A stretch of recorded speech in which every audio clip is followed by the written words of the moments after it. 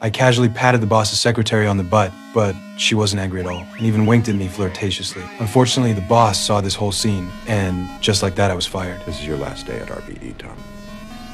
I walked downstairs feeling lost and dejected when I suddenly noticed a man in a suit secretly picking up someone else's suitcase. So I quietly followed him and discovered the elevator he took stopped at the floor where my company was located. I immediately got on the elevator too, and then I discovered something terrifying. He was actually a criminal. He then took the suitcase to the file room to plant an incendiary bomb, planning to burn this place to ashes. I hurried through the hallway, heading to the break room to call the police. But there was another colleague who hadn't left work yet. I quickly explained the situation to him. We then escaped into the elevator, only to find it had been locked. We had to go to the fire escape, but all the exits had been sabotaged by the criminal. So we decided to split up. I told my colleague to get online and call the police, while I went back to my desk to get my phone. But as soon as I got to the hallway, I saw the criminal's shadow, which scared me into running back immediately. My colleague had just connected to the internet when I quickly covered his mouth because the criminal had already followed us in. When he came into the office, the criminal immediately noticed the computer screen was on. I hid under the desk and peeked out to see what was happening. I could see his feet standing right in front of me,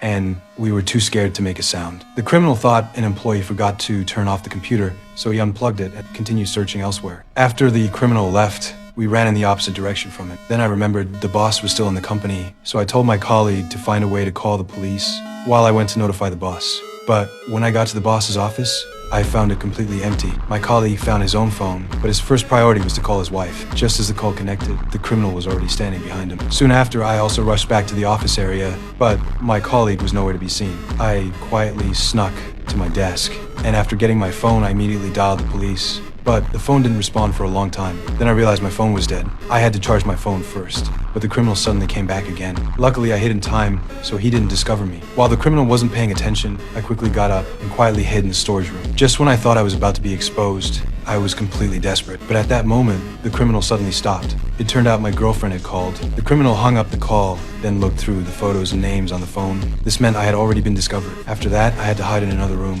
I lit a piece of paper on fire and held it up to the smoke detector, but after waiting forever, there was no response. I suddenly noticed someone in the building across from us. I waved frantically at that person, but they didn't notice me, and the criminal was walking toward me.